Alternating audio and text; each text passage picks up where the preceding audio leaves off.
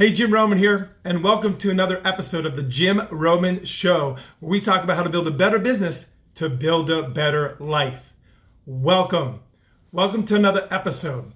We have begun a series. If you've been part of this series, it is the Balance series. This month, we're talking about the word balanced.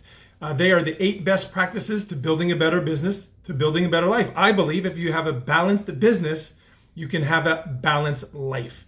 To learn more about that, check out the first episode. In the first episode, we talked about the B and the A. Today, we're going to be talking about the L and the second A. Just a moment. For those of you, this is your first time joining us, welcome. Welcome to our episode. As always, in our episodes, we ask if you have any questions or comments, please post those below, whether it's live or actually after you watch the recording, as well as if you wouldn't mind liking and sharing if you get value out of it. If you've been here before, you'll notice a new format. Check it out. We're in a new studio. Well, sort of the same studio. The difference is my internet is out, and so I had to go live on my phone for the first time. So I hope that I have enough power and enough data to finish this episode. Because you know why? Leaders adapt. They overcome. And that's today's topic, leadership. So why not just go for it? So as I wait for my internet to come back on and my data plan to grow, I just want to welcome everybody. Seriously, I'm super excited to be here. This is a great episode. So let's jump right into it. Again, if you've been joining this series, the Balance series, it is the 8 best practices that I have found to be able to build a better business, again, to have a better life. And so today we're going to be talking about the next set of letters, L and A. L stands for leadership, and the second A is for automatic processes. So we're going to be talking about those today. If you join us, we just want to welcome you, and we're just getting started. So glad you could be here today. So let's talk about the L. So the L is for leadership. Now, if you've been following this series, I talk about the different levels of each one of these letters, 101, 201, and 301. Why is that? I don't know if you're a new business or an existing business. I don't know if you have 0 employees or 100 employees. I want to best serve you. I want to be there for you and hopefully bring value today. So we're going to talk about the different levels of leadership and how they may apply to wherever you are in business. So let's get into it. So the first level of leadership is, I would ask you, what kind of leader are you? Are you the type of leader who has an employee mentality, a manager's mentality, or a leadership mentality? Let me say that again. Are you the type of leader that is an employee mentality, a manager mentality, or a leader's mentality? What's the difference? I find a lot of business owners and professionals have an employee mindset. They got to do it all themselves. They're the only one to do it the right way. I can't stand in my employees. That's why I don't have any employees. And that's what makes them be small. If it were me and I were you, I would want to take the next level of leadership and have more of a manager mindset where I am mentoring my people. To get to the point of leadership level, at the leadership level, I want people running my company for me. I want to have divisions or departments or some type of hybrid so that I free myself up to be able to live up my life. Where do you get the concept from? So some of the concepts come from 21 Irrefutable Laws of Leadership from John Maxwell. It talks about as you become a leader, as you develop as a leader, you get better results. So let's talk about the employee mentality. The employee mentality is the type of person who has to do it themselves, doesn't have any employees, wants to be a solopreneur. And the challenge with that is you do it all. You wear all the hats, and that could be a challenge. But I say that if you delegate more of your responsibilities by bringing other team members on, whether they're virtual assistants, virtual employees, part-time employees, or other vendors and suppliers who can provide those products and services, like I have a CPA and an accountant who does that for me. I don't have to do that for myself. I'm not good at it. I don't love it. She does. I'm happy that she does. So what I would be doing if I were you is I'd be looking at my leadership level. How do I become a better leader? One of the best ways of becoming a better leader I have found is learning about leadership. I just talked about the 21 Irrefutable Laws of Leadership by John Maxwell, one of my favorite books on the topic, because each chapter is a leadership lesson. One of my favorite lessons is the one that John talks about himself. If you know John Maxwell, he used to be a pastor before he became a very successful leadership coach and consultant. He talks about he was at his first church as a pastor. He was super excited that he was going to run the meeting. And so they got to the meeting, and before he could start, one of the elders said, I make a motion that we do X. Someone seconded the motion, and the meeting was adjourned.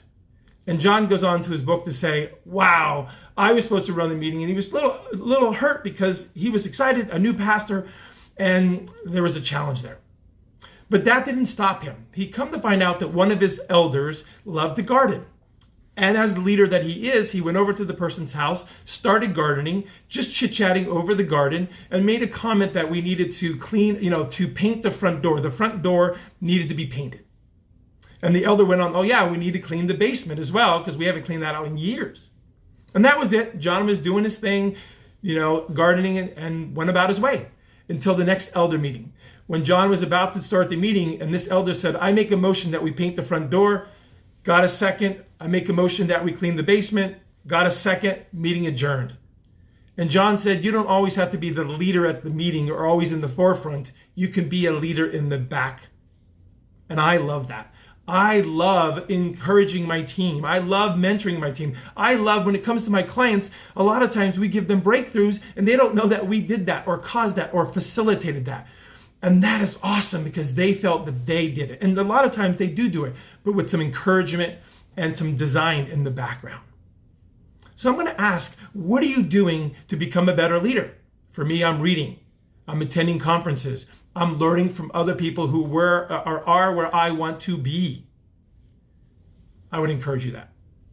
Now, why is leadership important? Because I think ultimately the better leaders that we are, the more influence we can have on the world. And influence is very important, especially what's going on today and all the things that are happening. We could be that encouragement, that inspiration for other people. And being a better leader allows people to want to follow you. So are you being the leader that your team wants to follow? Are you being the leader that people want to join your company or your cause? I encourage you to develop yourself to be able to do that. One of my favorite stories about development of leaders is Chick-fil-A. A lot of people know Chick-fil-A, but I don't know if you know the background. We used to work with Chick-fil-A years ago. And what I love about Chick-fil-A in the background and how they create that kind of leadership culture is their philosophy is that they're developing future leaders. When these young adults come through the doors and they're there for 6 months, 12 months, maybe 18 months at the most, the leaders, the owners of those franchises, those locations are saying to themselves, that's okay. We're developing future leaders, and they have that mindset.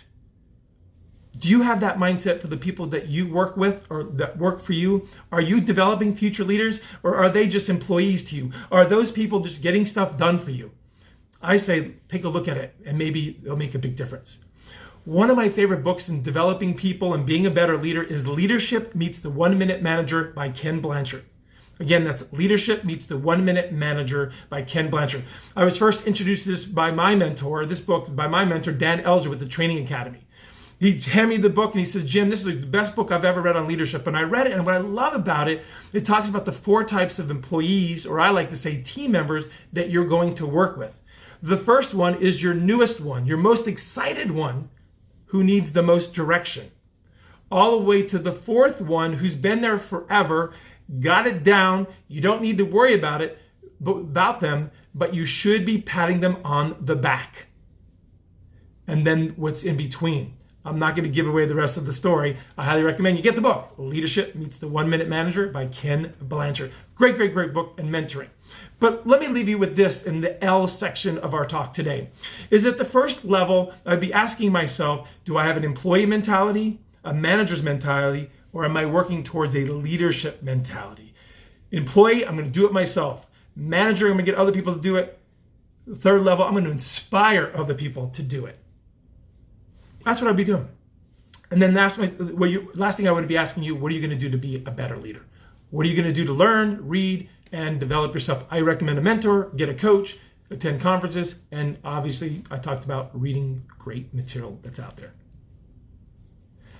So at this moment, I would love for you to comment below, whether you're watching this live or recorded, what are you getting out of this particular topic? What is it coming to your mind? What kind of leader do you want to be? What are your challenges with leadership? That would be a great thing to post below. What is your challenge with your current leadership?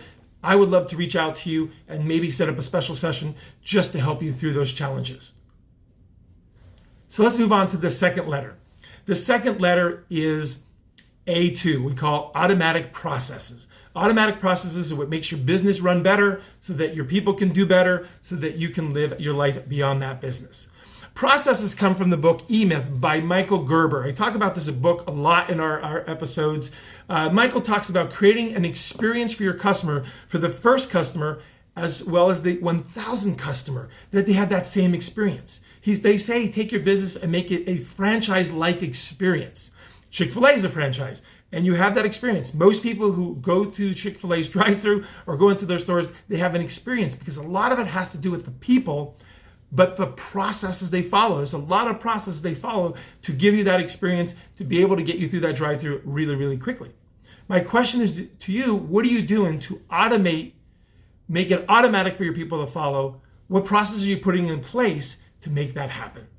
So there are different levels of processes. For example, the simplest process is creating an outline of how you want something done. Literally an outline that could become a checklist, that can ultimately become a manual or a guide to helping people. What are some processes that I would be putting in place if it were me and I were you?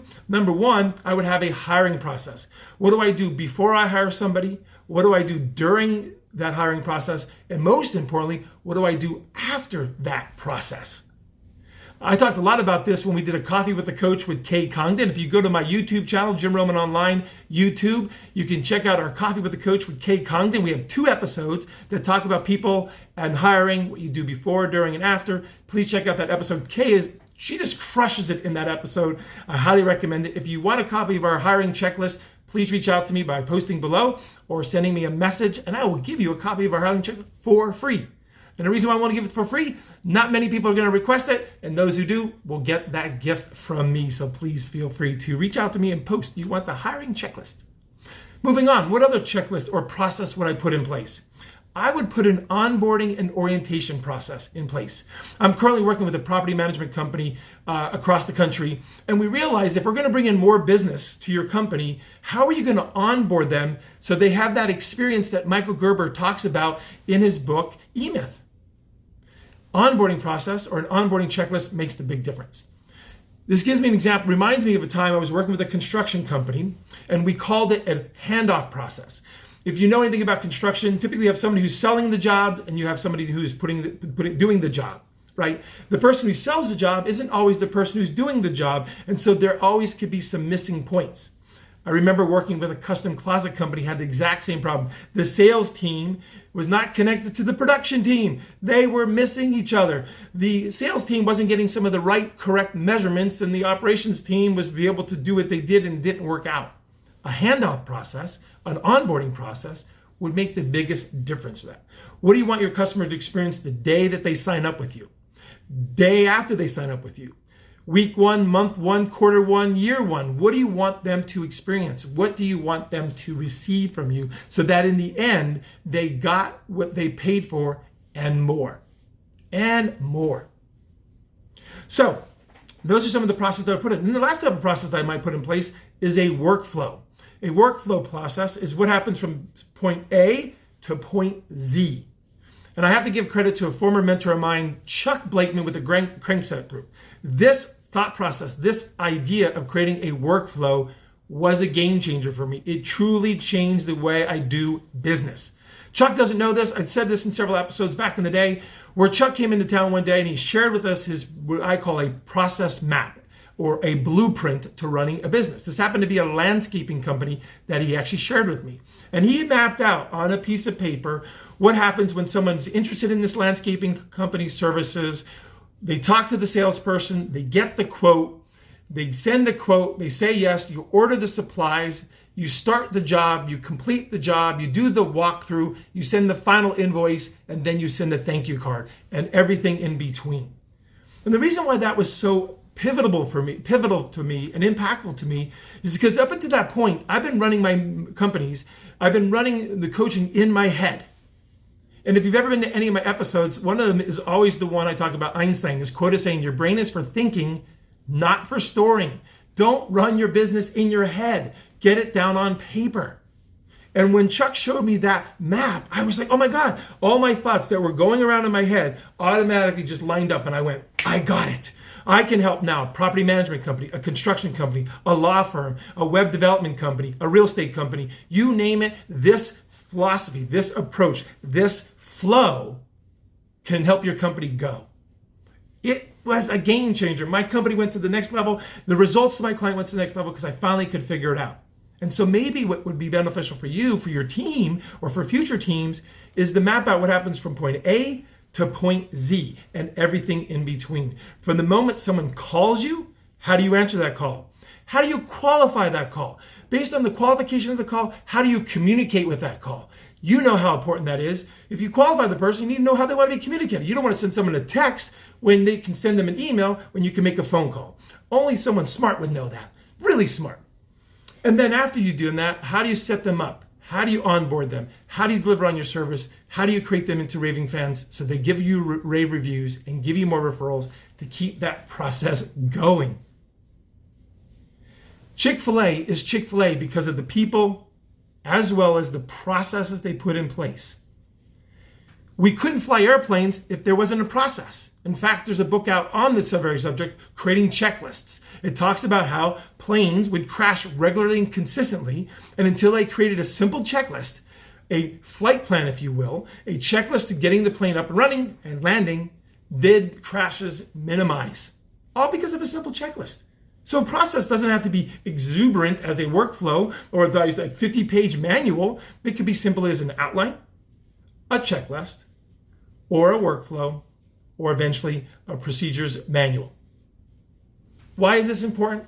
Because the more consistent we can be in delivering our services, the more impact we have on people's lives, the more impact on people's lives, it comes back to us. What goes around comes around.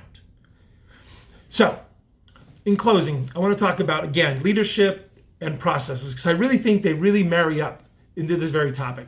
If you're developing yourself as a better leader and you're reading books like The 5 Dysfunctions of a Team, or Leadership Meets the 1-Minute Manager, or John Maxwell's 21 Irrefutable Laws Later, you become a better leader, people will want to follow you. 2, if you do monthly mentoring meetings with people and you develop them and help them with their goals and aspirations, both personally as well as professionally, they will move mountains for you. Then you put processes in place so your people can perform. I believe you'll start to sleep better at night. You'll start to stress less. And hopefully you'll be able to have a life beyond the business. I hope you enjoyed this session. I encourage you to go back to the previous episode where we talked about the B and the A, the block timing and the acquiring clients, because it really marries up to the leadership and automatic processes. Next week, we're going to be talking about clarity and numbers, which I believe is the beginning to building any business. I'll say that again. I believe the clarity and numbers that we'll talk about next episode is the beginning to building any business. To get any business back on track, it becomes the clarity and the numbers. And you're going to be in for a special treat with that one, because I'm going to be just as exciting as I am right now on my cell phone without internet on my computer to see how this goes. So if you stuck around this long or you're watching this recording, thank you so much for being a part of our community. As always, please comment below. Please share your questions that you have that we can cover in future episodes. And as always, if you've gotten value out of this, please like, share, and follow. And please follow us on social media. We're all in the platforms. Find me on jimromanonline.com. With that being said, our episode has ended. And as always, I thank you for being a part of this. Remember, the more you know, the more we grow. Have a great and blessed day. Have a great day. Talk to you soon.